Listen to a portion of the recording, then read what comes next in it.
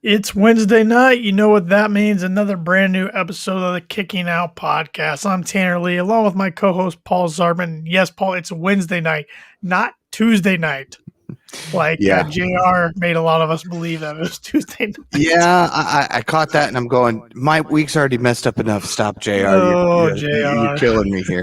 He's always good for one every week, which Yeah. I'm not going to harass a guy. Like I said last week, we all make mistakes. None of us are perfect, but I just had a chuckle. It's like he can't go a week without accidentally putting something somewhere, but that wasn't too big. And honestly, I caught it on Twitter more than I did when I was watching live. So if it wasn't for me seeing a tweet, I probably wouldn't have noticed.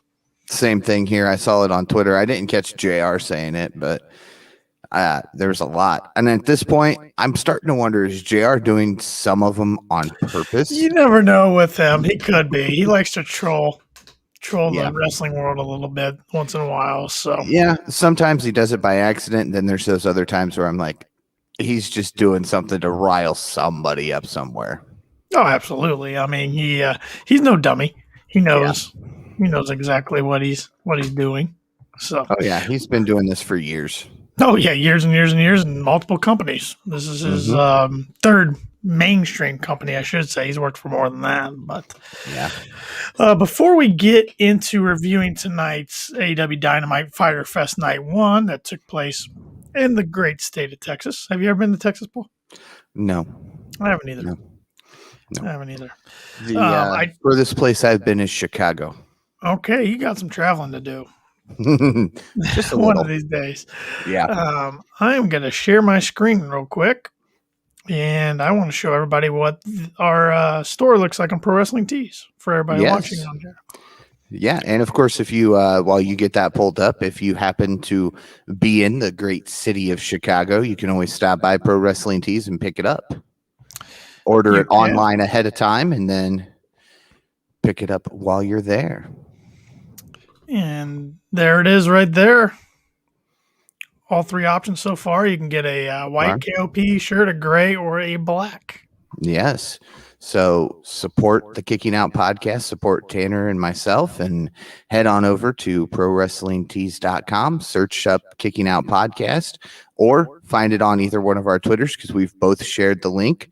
Click on it, buy a shirt, $19.99. There you go. You're supporting KOP. You got it. And of course, you can go right to the link on all of our social media pages as well. And the links will take you to the store and all of our audio platforms, YouTube, all that good stuff. So, yep. There we go. All right. Well, let's get right into it, Paul. What a fun episode of Dynamite. Oh, absolutely. I mean, we kick off. You can hear the crowd just roaring, and hot crowd from start to finish. Oh, man, yeah. I mean, if the opening of Dynamite was any indication of how this show was going to go, it took 30 seconds to realize this was going to be a hot crowd. Sure did. I mean, it's first AEW Dynamite we've had outside of Florida since Salt Lake City in, I think, March 11th last year, 2020. Yeah. It'll be in Texas again next week, and then Charlotte, and then back to Daly's place for a week, and then Pittsburgh, and then I think Milwaukee's sprinkled in there, as well as one more stop before a whole week of Chicago, which All Out is sold out. Yeah. There might be some more tickets released when they get close to it, but it's sold out very, very fast. Very fast, within about 10 minutes. I was still in the waiting room, and you're texting me going, hey, there's no tickets available. And I went, well, never mind. Yeah, I checked in right when I could. I got in the queue, then the waiting room. By the time I was in the waiting room, there were no tickets left. Now, I did get on the day before on the pre-sale, and there were some. I could have got then, but I didn't want to pull the trigger for what was available for the price. So I will probably be watching it from my couch, but one of these days, I'll get to an AEW pay-per-view. And of course, by buying Kicking Out podcast merchandise, you can help us achieve that goal. Absolutely. Yes, support our podcast. Look great doing so. Yeah. So, of course, the crowd got even hotter when Wild Things started playing.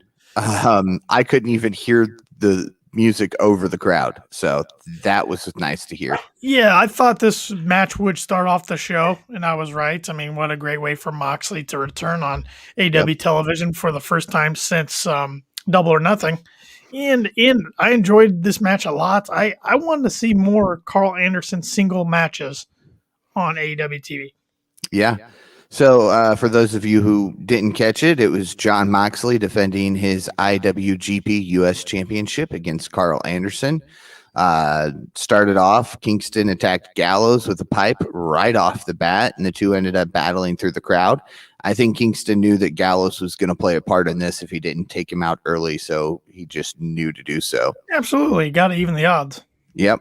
Moxley throws Anderson into the corner and lays into him with chops. No surprise. As we've mentioned, the crowd was extremely behind Moxley. Mm-hmm. The two were throwing forearms in the center of the ring for what seemed like forever, honestly. Back and forth.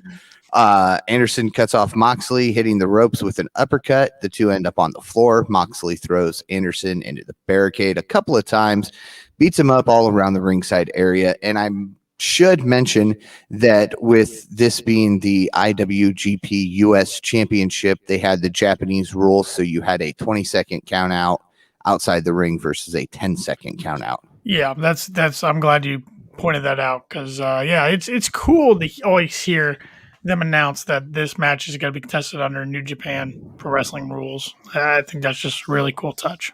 Yes. Back in the ring, Anderson swings away on the champion. They end up on the second rope. Moxley hits a superplex, sending Anderson crashing to the mat. Moxley looks for a suplex, avoids the gun stun. Both end up hitting double clotheslines twice. Moxley looks for a sleeper hold on Anderson, switches for a pile driver, but it gets blocked. Anderson hits a kick, drivers Moxley to the mat, cover for a 2 count. Moxley reverses, hits the paradigm shift. No rolling elbow was hit, but Anderson hits the gun stun. Moxley quickly rolls to the ropes to get away from Anderson. Moxley, at this point, had a bloodied lip, and I'm not sure how it happened, but it was there. Wasn't planned. Something, No. hard shot. Yeah, he seemed to kind of keep that away from the camera the best he could. Anderson hits another big cutter, cover for a 2 count. Anderson goes to the top, leaps, tries for another gun stun. He gets hit with a short arm clothesline by Moxley into the paradigm shift. This time it does connect, and it gets the cover for a 3 count. Moxley retains the IWGP US Championship, which we both kind of predicted. Yeah, there's no way he was going to lose this. I mean, he's going to defend it against again next week. We'll get into talking about that here in a little bit. But I foresee him holding this for a while. I mean, he's now defended it more times. I think successfully defended more times than anybody in history.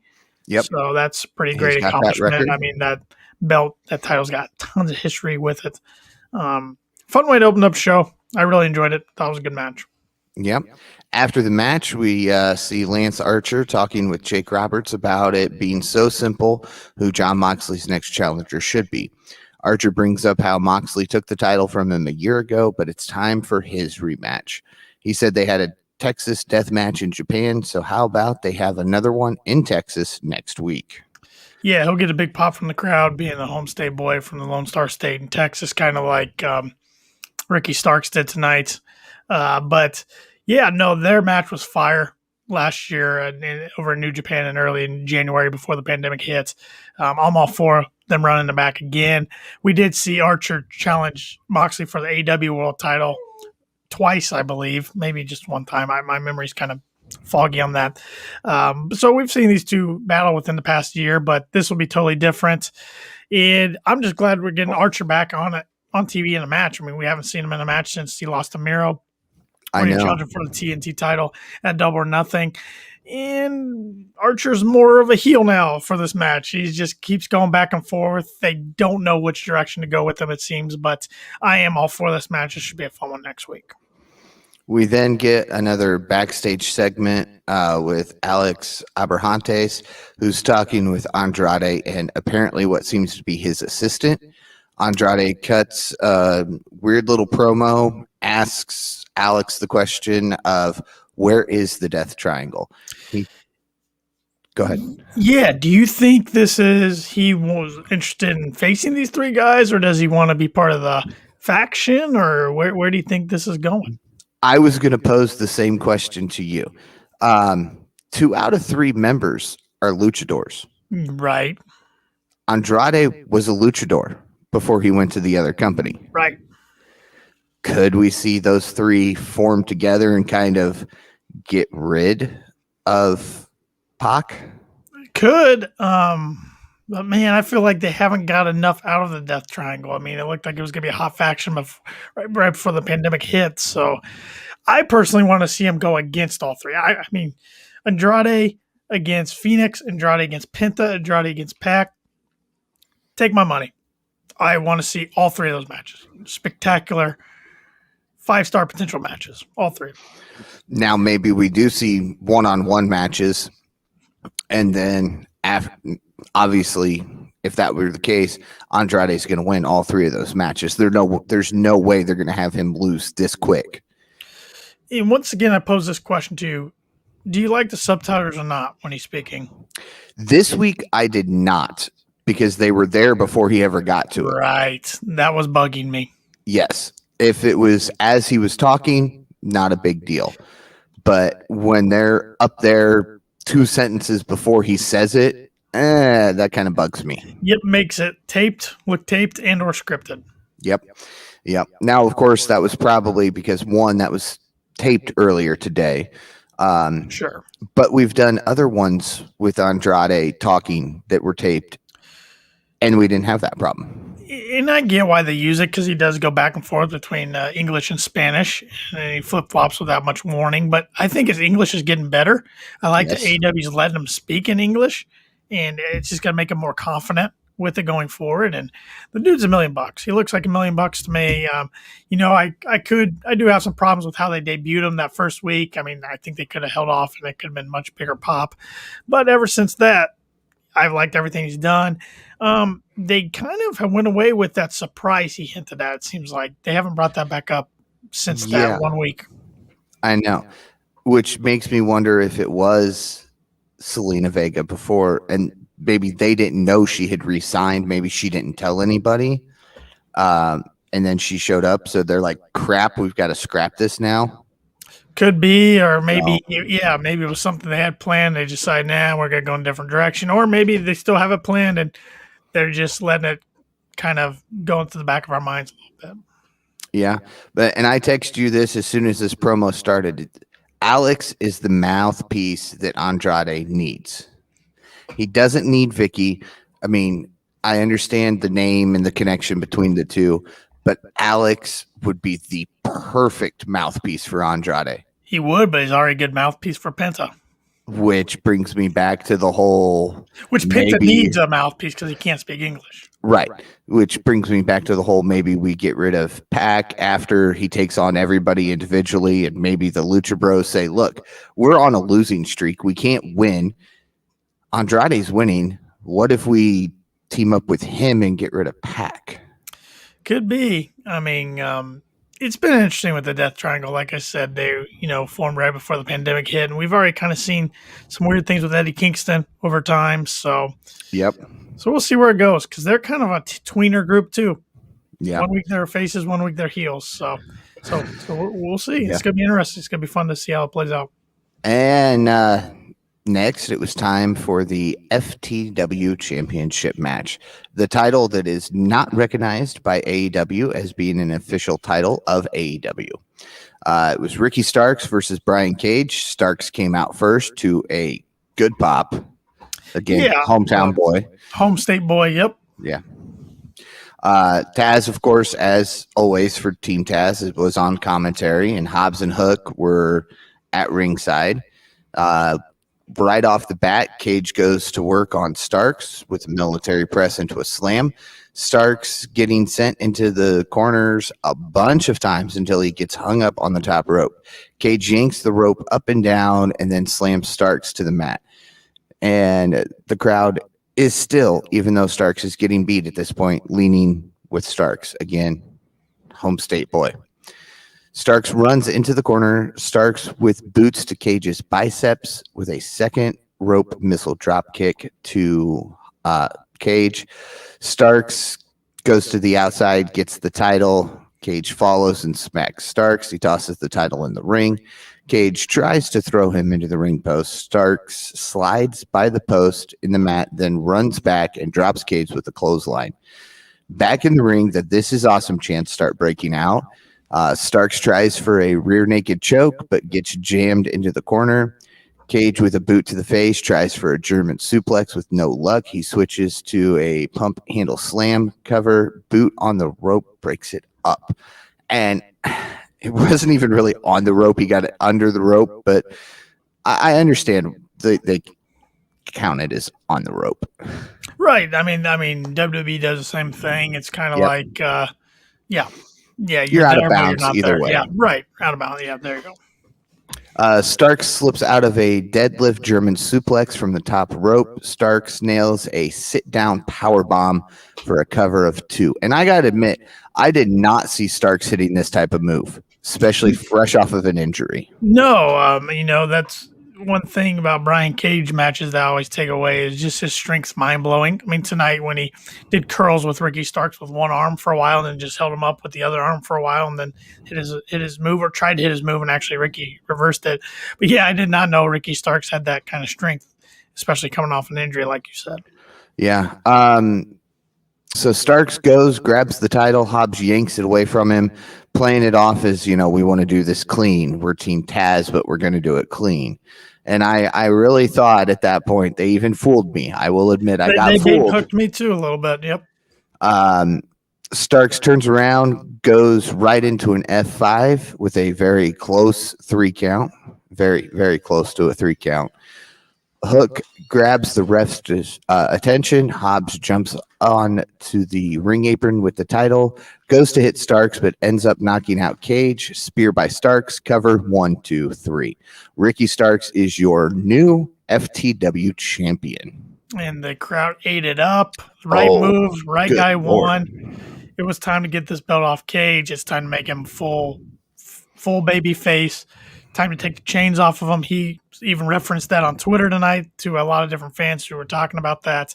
Yep. This story's far from over with Cage against Team Taz. It's just beginning, but I am all for Ricky Starks being the FTW champion. Hopefully he defends him more. Hopefully this is the beginning of AEW taking this title more seriously and showcasing it more on TV because I feel like it's been a waste ever since they've introduced it back on TV for the first time since ECW had it in 1999.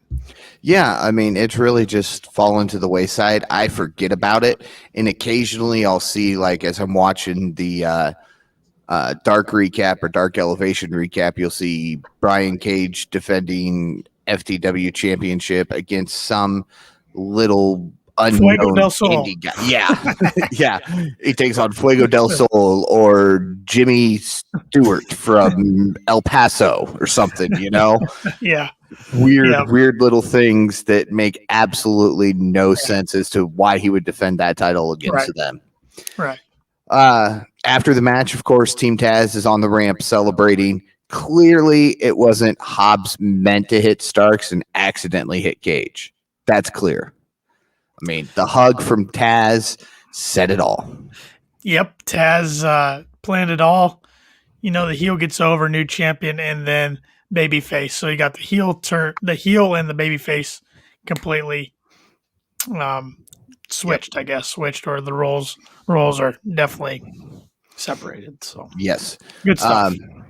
After this, we get a look back at Malachi Black's debut. Cody Rhodes gives me goosebumps. Yes. Cody Rhodes comes out to commentary and cuts a promo on Black. I text you. I said, this is a main event match Cody promo. And then he grabbed the mic before I could finish sending the text. So I was like, and now it's going to get better. Right when he came out and got on the headset, I'm like, all right, we're back to 2019 Cody. This isn't the 2020 Cody, the 2021 Cody we've seen so far. This is back to the intense, emotional Cody Rhodes. And then he calls out Malachi Black, and I'll let you fill in the blanks. Yep.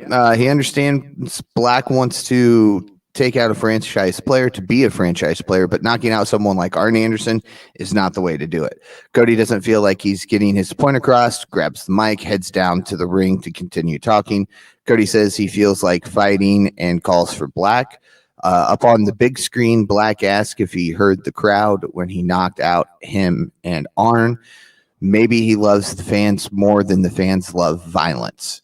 Black tells a story about a horse that won numerous titles, but once the horse couldn't win and was in pain, it was time to put down his horse.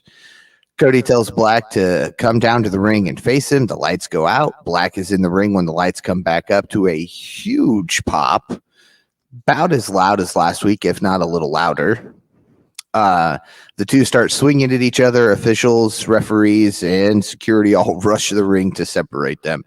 And I am excited for this feud already. I think everybody is. Even people who don't like Cody can get on Malachi Black's side. I loved when Malachi Black was like, I was hoping you'd say that. And the lights went out. And like you said, they came back on. Then they just started going at it. I don't know if you noticed, but Cody didn't give him any shots at.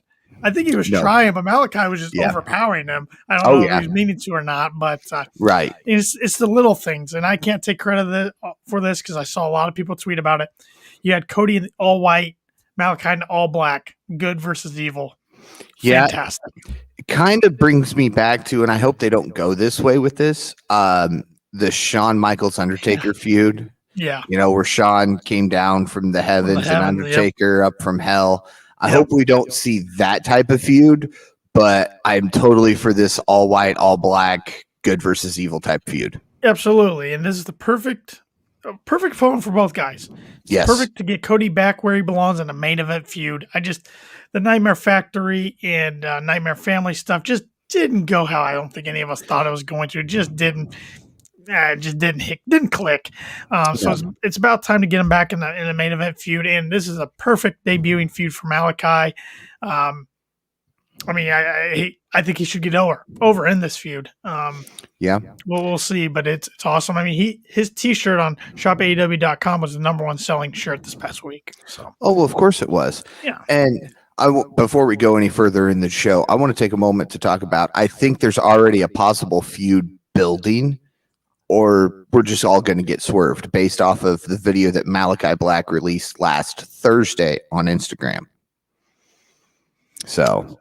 Yeah, that with Buddy Murphy. Yeah. Buddy Murphy. It's interesting you bring him up because the guy we were just talking about, Brian Cage, Buddy Murphy and Brian Cage are facing each other in another promotion next month.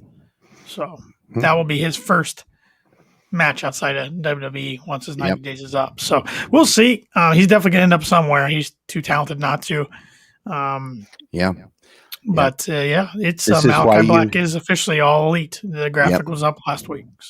This is why you shouldn't fight with the other inmates or get pushed into the stairs, which never happened.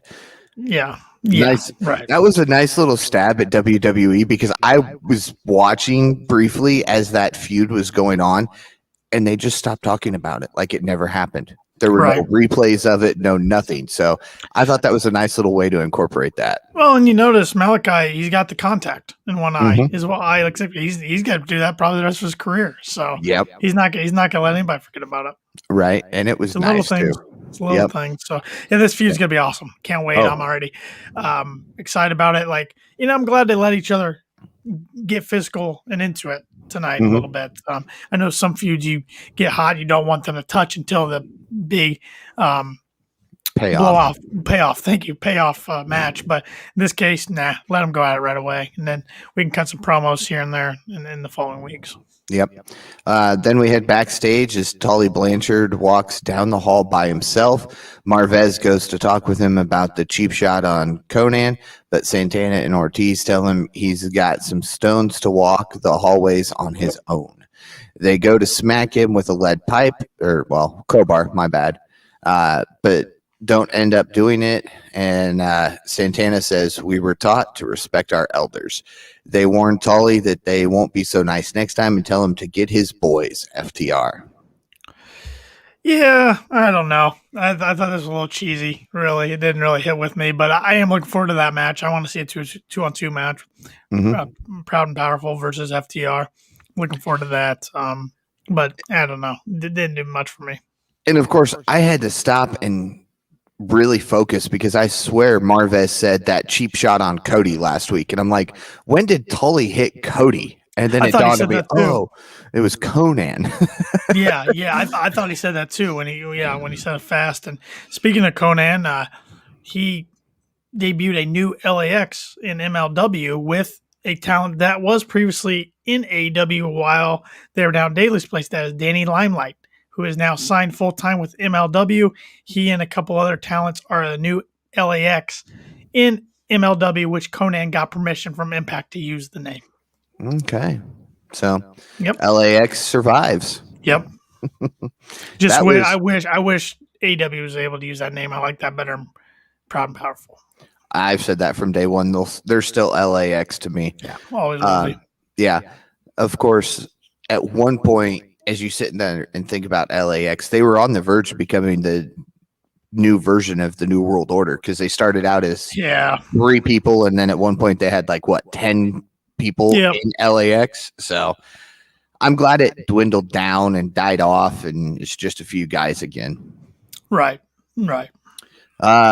Next, we see Tony Schiavone in the ring as he introduces Hangman Page for a huge pop. Yeah, you knew it was going to be one of the biggest pops of the night. And it was. Page says he has said he'll be AEW World Champion since day one, but he failed. He tried to run and hide from it, but the Dark Order is right. He still needs the title. Page goes to challenge for the title, and Don Callis cuts him off. Out comes Callis, the Bucks, the Good Brothers. Big boos. Yeah. And even some middle fingers I saw on the camera, I should add. And what are the Bucks wearing? I mean, I know they're heel now and they're having some fun with this, but Nick's outfit looked like a onesie you would put on a newborn. And Matt's looked like a toddler. Outrageous stuff they can find. Even Kenny's was a little out there tonight, which Kenny's isn't normally. So the Bucks don't give any Fs anymore. No. And I got to give Matt props for his shoes matching his outfit. Absolutely. That was hard to games do. They're always on point. So yes. The Elite comes out and Callis says Page knows he's not that guy that can take the title. Matt says he's going to say something to Page's face. Matt hops in the ring and asks Page if he remembers them, the best friends he abandoned for a bunch of losers. He can tell Page is still hitting the bottle, which hits the narrative of the sad, lonely cowboy that's drunk and by himself in the end. Matt says only Page has himself to blame because, let's face it, he's the next wrestling tragedy. Matt says he doesn't have the balls to hit him, and Page clocks him. At this point, Omega goes in for a cheap shot, but outruns the Dark Order. Chaos follows for a few moments. Omega grabs the mic and says that they can, Hangman says, I want a match. I'm not leaving without a match, and neither are you. Omega grabs the mic and says they can do that. How about a 5 versus 5 elimination style match? Page says he doesn't want that match, but if that's what they have to do, then so be it. Page says when they win, he gets a title shot, and some of the Dark Order gets a title shot for the tag titles. The Elite huddle up, and Omega seems to have a plan. He gets in the ring, tells Page he's making a lot of demands, and the Elite isn't getting anything in exchange. Kenny says if the Elite wins, none of them get a title shot. He says Omega is actually just afraid of failing, or Omega says Page is just afraid of failing and in an attempt to get away from Page. Page says neither he nor the Dark Order back down from a fight, and he's on. Of course, it was the way he worded it really made me have a lot of questions. Well, yeah, there was a lot to take away from this. One thing I liked right away when I noticed when the Elite came out, Karl Anderson was not with them. I love that. Yep. I think too many companies do that to where the guy loses early in the night. Oh, he's fine now. He's not beat up at all. He comes out. I like that. So little details like that mean a lot to me. I like this build. This is fantastic. This is a build. I don't want to see the two guys get physical until All Out, which I do think they are saving this for All Out. I know a lot of people thought maybe Fight for the Fallen. There's no way. There's no way they're going to put this in Fight for the Fallen. I think the 5-on-5 will be at Fight for the Fallen. Correct. I think you're right. So I hope this is a 5-on-5 traditional like Survivor Series style match. I think that would be terrific. I also love Omega trying to get in Hangman's head at the end, saying that he's scared to fail, all that. It just long-term storytelling at its finest. I love Matt Jackson getting in the ring, getting face-to-face with Hangman. It sent me back to when they were trying to all get along and Hangman flipping them off last year before the pandemic. It took me right back to that. Now my question to you is, which 5 members of the Dark Order? Well, okay, Hangman, Uno, and Stu are 3 givens. Who are the other 2 you think in the 5-on-5 match? Honestly, I'm leaning kind of towards the recruitment specialists. Oh, yeah. Alex and Silver. I think 10's in. Well, yeah. I mean, he's too big. I want to say 10 because he'd be the good matchup against Gallows. But he doesn't really have the chemistry in a tag format with anybody else apart from 5, and I don't think they're going to put 5 in there. See, I think it's going to be 10 and 5. You think so? I don't think John Silver's cleared yet. I really don't, because according to Sean Ross Sapp of Fightful, when Uno went against Miro a few weeks ago for the TT title, that was originally supposed to be John Silver again getting another rematch, and his shoulder still wasn't ready. So that tells me if it wasn't ready 2 weeks ago, I don't know how ready it's going to be in 2 weeks. And I don't see what Reynolds can really do without John Silver. Now 5 would be the weak link, but he's got history with Omega. Omega can get him out quick this time. This is true. Him and squash him instead of letting it go on for 8 minutes. So that's just my takeaway. But then again, if not 5, you can put Colt Cabana in there. Colt's got history with the guys too. Yeah, so, I forget about Colt. I do too. And it's too bad because I think Colt and Brody, rest in peace, of course, legendary Brody Lee. I think they were going to have a nice feud eventually, and it just didn't play out, of course. Yeah, I think it was going to be the hard way of joining the Dark Order. I think we would have seen Colt Cabana and Brody Lee in a feud at the end. Of course, Brody would come out victorious over the feud, and that would force Colt to join the Dark Order. It'll be interesting. I think, I mean, they can go a lot of different directions, but we'll see. We'll see who's right, I guess. And of course, I loved Hangman's statement at the very end. The Dark Order doesn't back down from a fight you're on. Right. And did you see the reactions of the Dark Order? They're all like, what are you doing? And Uno's shaking his head. So it's like they don't like the stipulation of, if we lose, we don't get a tag team title shot. Right. But I think Hangman's got faith in him. I think, like you said, he's an honorary member. I kind of feel like he's becoming the honorary leader. I won't say exalted one because that's reserved for Brody and -1, but temporary leader. I think he fits the role. Well, yeah, and I think this is definitely setting up your all-out world title match and your tag team title match. Now, which 2 of the Dark Order gets that tag team title shot? I don't really know. Right. I think, again, it'll come down to, is Silver cleared? If not, I think it'll be Uno and Stu. And really, even if Silver's cleared, I think Uno and Stu kind of deserve it now. Because unfortunately, since John's been out, I know he's been on BTE. Well, then they got kicked out. Now he's been on Sammy's vlog. But I feel like he's kind of lost a little steam. Yeah. Yeah. He has. I don't want to see him forgotten. Right. But they don't do much with him, even on BTE when he was on there. He just had a couple lines here and there. It's kind of like don't worry about you. Yeah, to me, his sticks are getting a little stale, but that's just me. So I'm just curious as to if the Dark Order will find their way back onto BTE. Well, I'll tell you, BT's getting beat in the ratings anymore. I find the Sammy vlog a lot more entertaining. BT's just, for me, gone downhill quite a bit in the last year. I mean, don't get me wrong. I love the Young Bucks, face or heel. But with everything they've got going on, the vlog was getting too much for them. Yep. So seeing those BTE bits and the Leva and Peter Avalon stuff, which of course had a Dark Order member involved as well, and the Hollywood Hunk stuff. Could you guess who this actor was? And it was always him. Even though that was cheesy, it was still something that broke up the Bucks dragging out a 30-second segment. Right. I just think Sammy's vlog's more entertaining every week, and I also enjoy Ethan Page's vlog every week too. So. And of course, Silver's got his own little couple minutes of Silver screening. Yeah, he hadn't done one of those in a while. No, not since he got injured. I think it's because the shoulder injury. So yeah. Anyway, back to Dynamite. Yep. We got get back on track. Backstage, Marvez talks to Jericho about MJF's stipulations. Jericho says he'll do whatever it takes, and that the Greek mythology was perfect for him.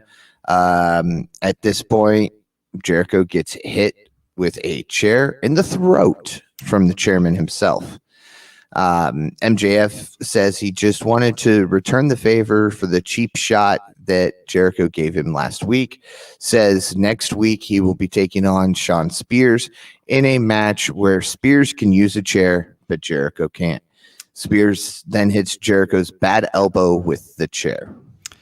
Loved it. Thought it was simple. Got the point across. Set up next week's match. This is a match I've wanted to see for a while. Jericho versus Spears.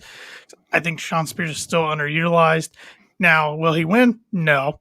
But he doesn't win a lot of these big matches, but I want to see him in more big matches, see what he can do. I like the stipulation of he, as the chairman, can use the chair, but Jericho can't. So how is Jericho going to get himself out of this one? Step out of the way and let him slam himself into a chair in the corner and get the pin. There you go. I mean, I'm hoping that's not how this ends, but hey, I don't write for the company. So if it happens, I'm sorry. Also, congratulations to Chris Jericho and Fozzy today. They hit a big milestone on 100 million streams on Spotify, Judas. So that is pretty incredible. Yep. And they've got a new song out called Sane. And shout out to Fozzy for coming to Little Old Indiana. They shot it down in Santa Claus, Indiana. Yes, that is a real Holiday town. World. Yep, that is a real town, everybody. Santa Claus, Indiana. Yes. If you're not from Indiana and you're listening to this podcast, look up Holiday World. Yep. It's fantastic. Yep. It's a fantastic little place to visit. Yep. Next, we get Matt Hardy and Christian Cage, a match that was 25 years in the making, it feels like. Yeah, that's what they keep saying. It was interesting. This is only the third one-on-one singles match, televised singles match between the two. First time since 2003. I did like how they brought up that Christian was 0-2 against Matt coming into this match. I don't think the result was ever really in question, but I will say I thought this match was better. It was better than I anticipated it being going into. Yeah, there was a lot of back and forth. I mean, it started with that tie-up that spilled to the floor, and I mean, I didn't think that break was ever going to end there for a minute. Christian finally takes a side headlock, slips into the ring, pops Hardy, trips him up, and then throws Hardy into the barricade. Christian gets to the top rope, splashes down to the floor on Hardy. Now, I got to say, Christian threw Matt into that barricade, and I think Matt hit a little harder than he anticipated because that sounded painful, more than normal. Yeah, I think there was a few hard bumps in this match that maybe weren't quite planned, but two vets going at it, being a little aggressive. Like I said, I enjoyed this match. Yep. The two continue to battle at ringside until Hardy hits a DDT on the steps. He then chokes Christian against the bottom rope. Back in the ring, Christian tries to fight back, but he doesn't have much luck. Hardy then catapults him neck first into the second rope. Hardy lands an elbow drop for a cover of 2. Hardy up on the second rope. Christian sweeps out the legs, and Hardy goes crashing down. Christian chokes Hardy over the second rope, leaps out to the floor, and punches Hardy in the face. Christian comes close to beating Hardy, but Hardy is able to keep kicking out. Christian goes to the top rope for a frog splash with a cover of 2. Hardy with a superplex tries to end the match in the ring with a low blow and a twist of fate. Hardy locks in a submission, the leech on the floor, and as the referee starts up the 10 count. Christian beats the count, hits the kill switch cover, and that's it. Christian remains undefeated in Dynamite. Yeah, and 6-0 now, and Matt Hardy's now, I believe, 14-4. I was surprised to see his 14-3 record. I didn't realize it was that good. I know he has wrestled a lot of dark matches and dark elevation Yep. matches as of late, but one thing I really liked about this match was Matt Hardy kept trying to win via countout. Yes. I really enjoyed that aspect. That was kind of, in my opinion, a shout out to the old Matt Hardy from Team Extreme. So yes. He won several of his singles matches by count out. I don't remember what the 2 matches against Christian were, if they were actual pins or submissions or countouts. I don't remember, but overall, I enjoyed that. Yeah, and then post match, Private Party came out and we're going to attack Christian, and then Jungle Boy and Luchasaurus came in for the save. And I asked you, I was like, is Christian banged up? Did he get hurt there? Because he looked to be moving around real slow after the match and was holding aside. Maybe he was just doing a good job selling. I don't know. I'll be interested to see if there's anything reported, because he just kind of looked out of it and kind of looked like he was really beat up there after the match. But maybe he was just doing a good job selling. And of course, Luchasaurus kind of carried him out on his shoulders. Yeah. So which he looked at, he's like, what are you doing? And interesting. I was wondering what direction they were going to go with Jungle Boy. I don't know, Paul. I kind of feel like Jungle Boy's above this. I agree. Kind of the same thing with Archer. We had him in the title picture. He lost. Now let's kind of just push him over here. There's just so many talented guys. There's so much good talent in this company. You can't put everybody in the main event spotlight. But I think it'll start changing with Rampage, August 13th. Yes, and eventually, I think we will see. Maybe not in the next month or 2, but I think maybe eventually we'll see Christian turn heel and feud with Jungle Boy. Oh, that'd be great. I'd enjoy that. Mm-hmm. We then get a video package of Miro kind of telling the story about how this hero lost his way, and then he found himself and forgave everybody. And interestingly enough, it was quick. But Miro redid the TNT title. He changed the strap and one of the banners. It's a white strap now, and the champion banner is green. Yeah, the nameplate's green. It looks really good. It does. But is this going to be a new thing to where the champion of this belt can pick out the colors, or what's going on? Because it's like this championship, this is the 4th different version we've got. Well, the one was a temporary one. Let's not forget. Yeah, the first one was silver, and then you got the gold plates with red, and then that was retired for Brody. And then they got the black one, which I thought looked sharp. And now I think this design looks sharp. Don't get me wrong, but I hope they kind of explain if this is a thing going forward where this champion, because I still personally think when they go on TBS, they need to change the title. They're not going to do that because they're going to have those 4 super card shows every year on TNT. But I just think it's going to be weird with the TNT title on TBS. But that's just me. I wish they would name it the television title. And maybe they will. Maybe they will. Maybe that's why they're experimenting now with different designs per champion to see what they can come up with. And maybe that's why Miro hasn't been on as much, because he might be working with them to come up with a new title. I don't know. Could be. Time will tell. Yep. We head back to the ring for another Tony Schiavone interview. The man spends more time in the ring than some of the wrestlers do. He actually got through this interview. This is the first one in months. I think he's got all the way through.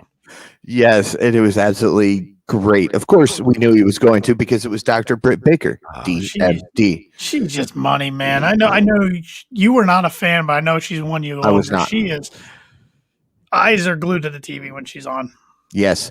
I text you. I said, I think her boyfriend's really been working with her over the past year, because she went from not being able to deliver a promo without stuttering through the whole thing to delivering a flawless promo like she did tonight. Her confidence is through the roof. Off the chain, just through the roof. The crowd is so behind her. It's even as a heel. Yep. Oh yeah. Yeah. I'm still sticking with this. She's the anti-heel.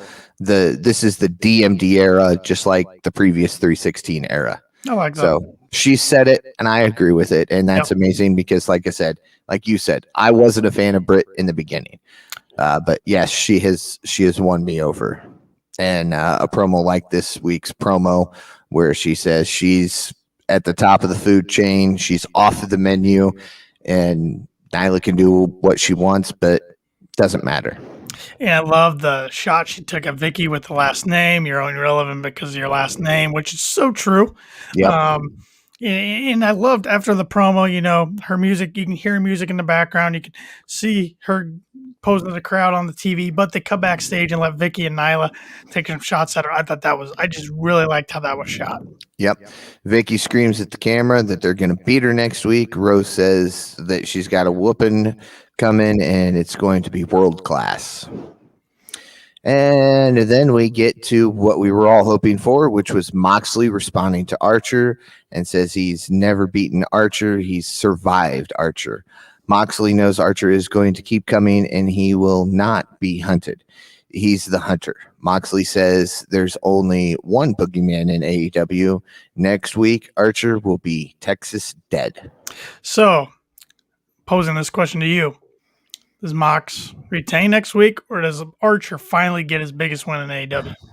I see. This goes back to I don't want to see Mox drop it. He just broke the record, so to turn around and lose it would suck. But he's got the biggest record over with this title, and Archer needs this. I mean, Archer just keeps getting pushed back. He needs this. I think Archer needs it, but I don't think they do it. I think that's going to be Moxley's match at All Out. We're going to see Moxley defend this against a New Japan talent. I don't know who. That's just my prediction right now. Mm-hmm. Yeah, because I don't know where else to go with Mox for a big match at All Out. So no, and to not have him at All Out would not. And the way the pandemic's still going really heavy over in Japan, it's not getting really any better. So they can't really have too much travel.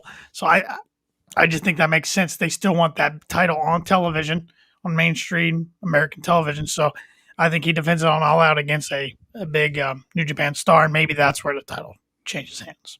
Maybe. Up next, we get Wheeler Yuta. Mm-hmm. Okay. With Chuck Taylor and Orange Cassidy taking on Sammy Guevara. Another huge pop from the crowd for Sammy. Again, it was hard to hear his music at the very beginning. But I thought they changed his music, but it was his music. It was just a different on the Titantron or on this video screen. It just showed all the members of the inner circle. That's what confused me. Yeah. Some good back and forth action. Yuta looked like he was going to get this win over Guevara, but Guevara recovered from some moves, lands a double springboard cutter into the GTH for the cover, ending the match. I love that cutter. That was a thing of beauty. Yes. Guevara is still young, and this man is going to be the face of the company before you know it. He might be my favorite wrestler right now. Cody's up there. It's hard for me to pick one, but top 5 list, Sammy's on there easily. It's hard for me to pick. Oh yeah. We'll have to narrow it down one of these days, but Sammy's right there. He's one, kind of like Britt Baker with you, Paul. He's one. I was not a fan of Sammy when he debuted in AEW, when he had the panda head, even when he joined Inner Circle. It took me a couple months. I started watching his vlog. I'm like, this guy's pretty cool outside the ring. And then he's just got better and better as times went on, and I'm all about it. Yep. See, I knew Sammy from BTE back when he was on both his and BTE. I didn't watch his at the time. It took me a while to get into his vlog. I think I got into that before you did, but you got into BTE before I did. So I was into BTE back when hashtag FTR was a thing, and it meant something completely different than it does now. Sure. But Sammy's definitely in the top 5 for me as well. So can't wait to see what he's got. Nice quick match tonight. Another Texas boy. Home state boys. They got a lot of Texas talent. This was smart for them to go to Texas as their first destination outside of Florida. And to spend 2 weeks there. Yep. So that's good. It's 9:30 if you're following along with Dynamite, as we see a women's match as Penelope Ford takes on Yuka Sakazaki. I'm sorry, this match did nothing for me. It really didn't. I was me on my either. phone more than I was paying attention to the match. It just lost me pretty quick. And I hate saying that. I think the women's division is getting better, but this match just didn't do much for me. I know the crowd liked the return of Yuka Sakazaki, but Yeah. Yep. Yeah. I sent you a text right at the end of this match, which was welcome back, Yuka. Time for the coffin match. Yep. I had that text ready to send before the break. Yeah, it just was, we were just ready for the coffin match. We had some good matches there tonight. The promos had been fire, the backstage segments fire. And this match just kind of cooled everything down for me for a little bit. But it gave me room to breathe a little bit before the main event. So. Right. And these two hadn't worked together in the past a whole lot, so they were still working on that chemistry. And I think both of them are still growing. And of course, Yuka picked up the victory, and I can see these two facing each other again down the road where it'll be more exciting. So yeah, I still think, there's a lot of debate who's going to be the first AEW signed talent to eventually jump ship and go to WWE. I think two prime candidates are Kip Sabian and Penelope Ford. Yeah. That's just my opinion. I agree. Unless Miro can convince him not to do it. Yeah, I just think they're two that Vince, it just seems like Vince's type of talent. Yes, they do. We then get the card for next week to this point where we'll see Britt Baker defend against Nyla Rose, Moxley defend against Archer, Jericho and Spears in that Spears can use the chair match, Jericho cannot, and we'll see Orange Cassidy versus the Blade. Yeah, that match does nothing for me. No, nice to see the Blade getting the one-on-one. It's the payoff from the brass knucks and everything, but I think we know who's going to win that match. I mean, there's no speculation really around it. So, but it should be a good card next week. Should be another fun night 2 of Fyter Fest. Will this be the return of the Butcher? Should be. If he's medically cleared. I mean, he act like he is on Twitter. So he keeps saying soon. I would like that. Yeah, get him back in it. So, because the best friends, Trent's gonna be out for a long time as he recovered from his neck surgery. So, yep. Again, another team that really started getting steam. That's why with an injury. They had remind me of his name, please. Debut tonight on Dynamite. That was Yuta. Wheeler Yuta. Yeah, Wheeler Yuta. Yeah, I think that's why they kind of got him in tonight because that was a match added late to the card. I didn't even know that was going to happen. So I saw it earlier today or late last night, I should say. So I think that's why they got him incorporated in there, just kind of give the best friends another guy moving forward. Yep. And of course, now it's time for the coffin match. We see the pallbearers, no pun intended, bring down the coffin and set it ringside, and then they disappeared. Paige came out, and then Darby came out to a pretty big pop. Not as big as I was expecting, though. Yeah, me neither. I didn't realize, and I didn't see the rankings until the show. I didn't realize Ethan Page climbed up to number 5. I didn't realize that either. And I was looking at him right before the show started, and I was like, I don't need to look at those this week. My bad. Yeah. Lots of back and forth action. Of course, Paige got hit right off the bat with a steel plate. Yeah, Bret Hart when he took off the jersey and for the Goldberg spear, that's what it reminded me of right away. Yep, that's exactly what I thought about. I'm like, oh man, this is going to be fun. But this was a lot of back and forth. Darby opened the coffin, out popped Scorpio Sky with the rose in his mouth. Yep. So when you saw Scorpio, you knew who was coming out next. Oh yeah, Sting made his way down to the ring to a huge pop. The camera's kind of focused on Sting and Sky a little more than I wanted. Yeah, they missed some spots. I didn't like that either. But I also think Darby landed wrong on that one move that Paige hit. So I think that's why they focused there more to give him some time to kind of recuperate. Probably checking automatically real quick. Yep. And of course, everybody was stoked that Sting hit the Stinger Splash and then realized, oh, wait. You could definitely tell he was not going to hit it by the way he jumped and how Scorpio's positioned, but the cameras didn't pick it up. It's like, oh man, how did you miss that spot? But Yep. Allin throws Paige over the barricade. The two battle out into the crowd. Allin ends up diving onto Paige, but he got caught and sent spine first into the metal barricades. The dude takes a lot of hard bumps. Yeah. I mean, there's a reason he's going to be in the next Jackass movie. You said it, not me. Yep. They make their way back to the ring as Paige takes the bottom rope off completely. I mean, it's gone from the one side. Yeah, I thought that was fun. Yes. Paige then grabs the steel hook of the turnbuckle that he undid, hooks it around Allin's necklace, then yanks him hard to the mat. Snapped the necklace. Oh, yeah. Allin gets the hook and puts it in Paige's mouth. This was a bad spot.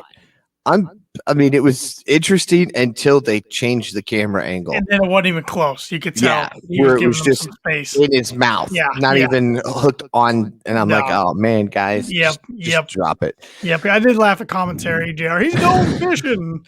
Tony's like, he got himself a big one. Yeah, and then they switched the camera position and everybody just stopped. Some more back and forth action. We saw what hurt my back was the what's it even called? Ego's Edge.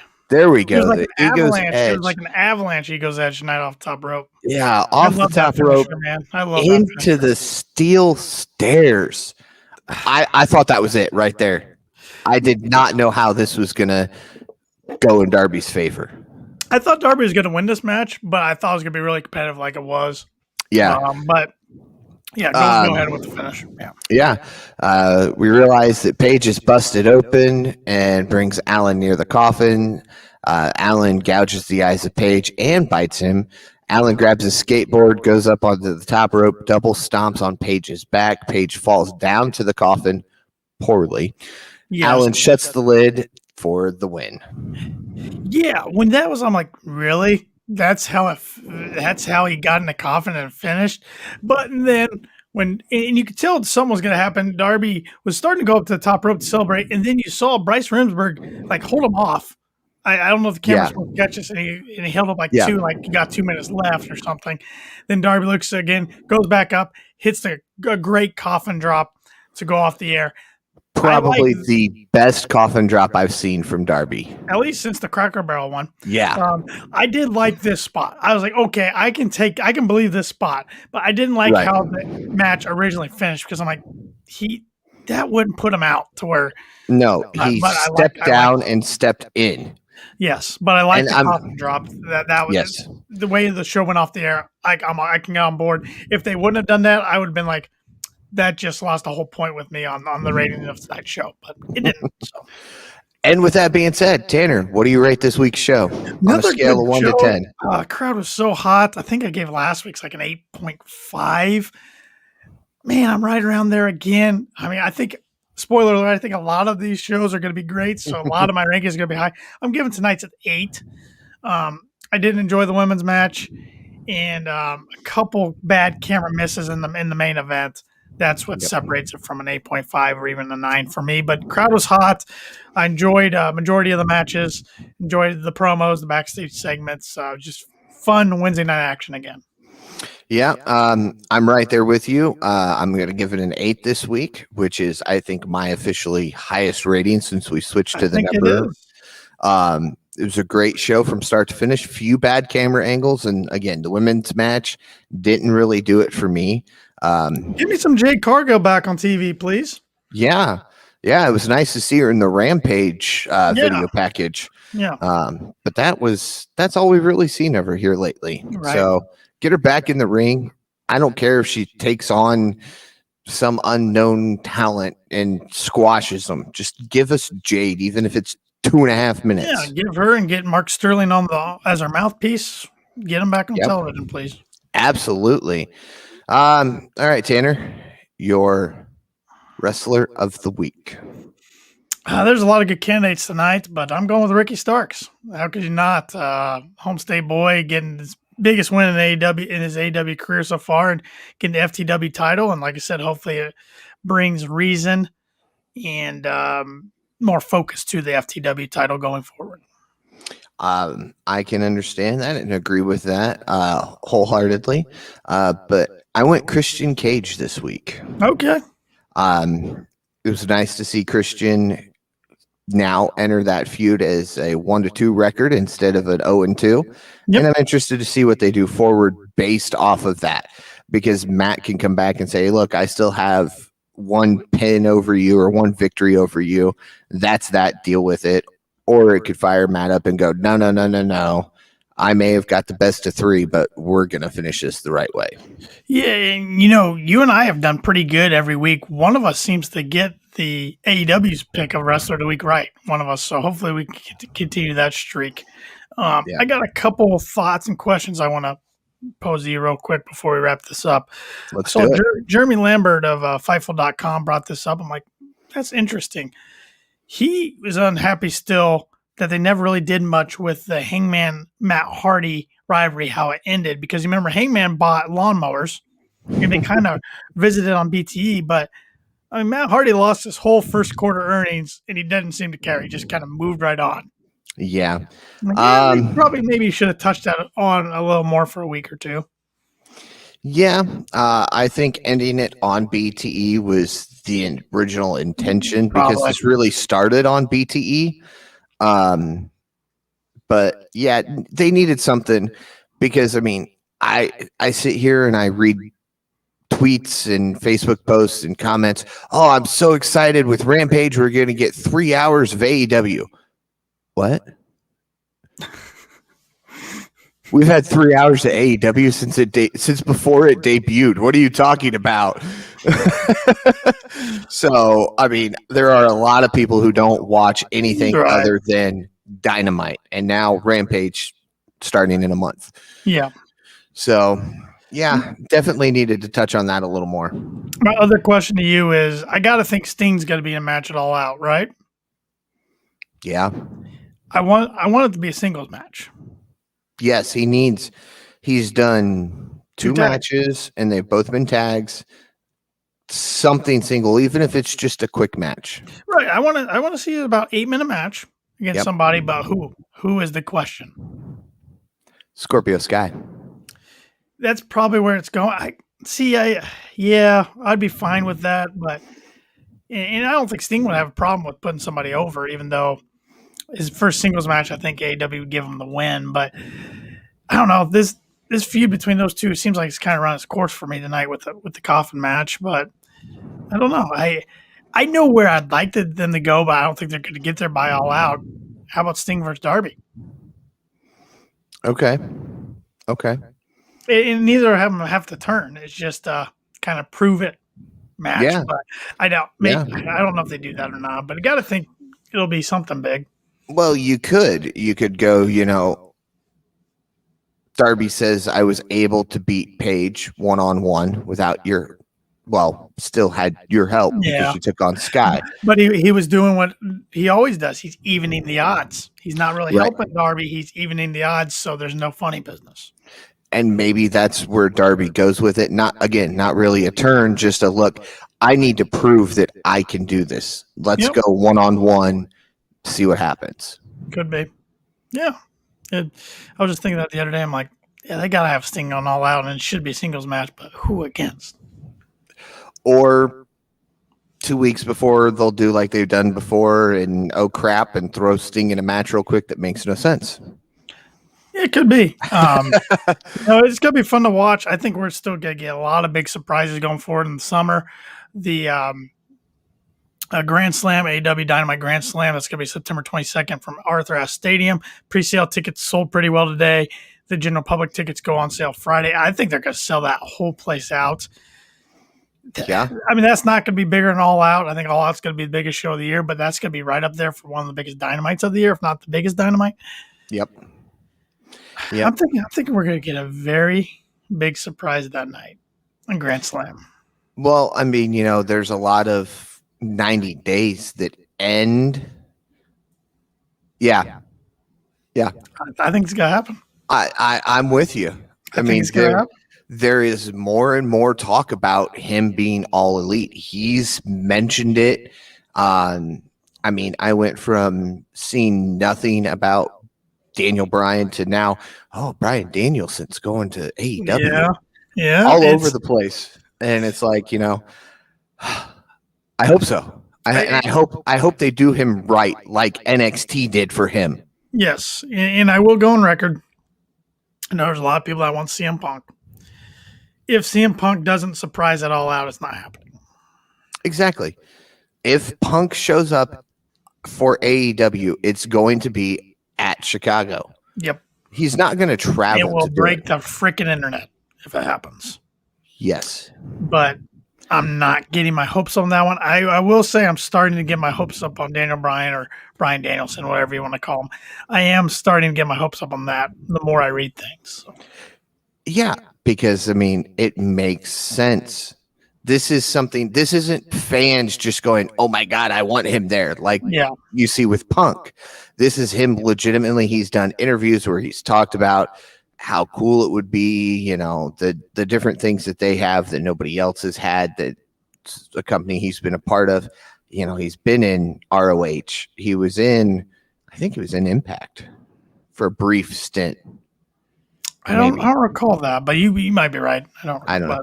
But he's done a lot of different things, and he's seen that AEW has things that these other companies didn't have. And for a company that he could retire from whenever he wanted, where he doesn't have to be there every single week. Yeah, I think it was Wrestle Talk. I saw that report of this, or it might have been Fightful,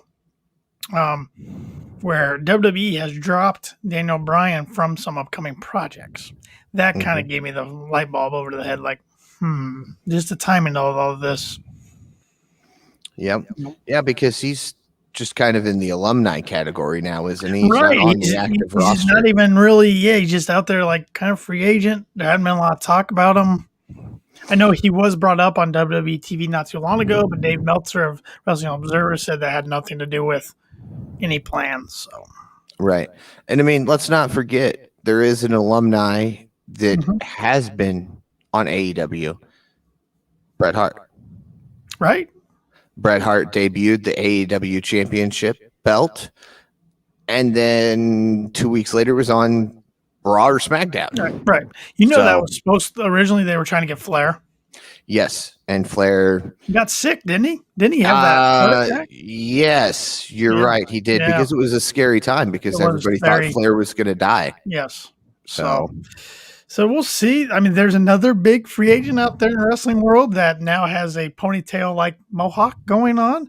But I don't see him ever wrestling for another company outside WWE. Could be wrong. That would break the internet too, Mr. Brock Lesnar. But I don't see that, because I know Tony Khan's got more money than Vince, but Vince would match anything that Tony wanted to give him, because he could not lose Brock Lesnar.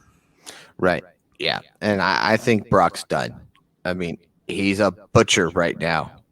I think he'll come back when he wants to. And the best part, you sent me those, the Twitter link, like 5 minutes before I announced the fact that it was his birthday. Yeah, I didn't know it was his birthday till later. So there's a lot of wrestling birthdays. I'm glad you brought that up. Today was Bully Ray's birthday. Of course, wrestling legend, his 50th, and then Busted Open. Tomorrow's Dave LaGreca's birthday, the host of Busted Open. Today was also JEFF, JARRETT, Jeff Jarrett's birthday. So a lot of wrestling birthdays. Slap nuts. So good stuff. Another good fun podcast tonight. Yeah. Well, Tanner, with that, any final thoughts? No final thoughts. Go support our podcast and look great doing so. ProWrestlingTees.com/KickingOutPodcast. We got 3 different variations of the shirt right now. A few more to come. Please support us. We'd really appreciate that. Also, hit that subscribe button wherever you're listening to this podcast. And if it happens to be on Apple Podcasts, please give us a rating and review. That really helps us out. And like us on Facebook, follow us on Twitter and Instagram @KickingOutPod, and subscribe to our YouTube channel. And with that, you can like Tanner on Twitter at TannerLee92. You can myself at Paul Zartman 921. You'll see our Twitter handles in these videos, as well as throughout the Kicking Out Podcast Twitter feed. So give us a like, either for the Kicking Out Podcast ourselves. Again, go support Kicking Out Podcast and looking great while you do it. For Tanner Lee, I'm Paul Sartman. Join us again next Wednesday as we kick out yet another podcast.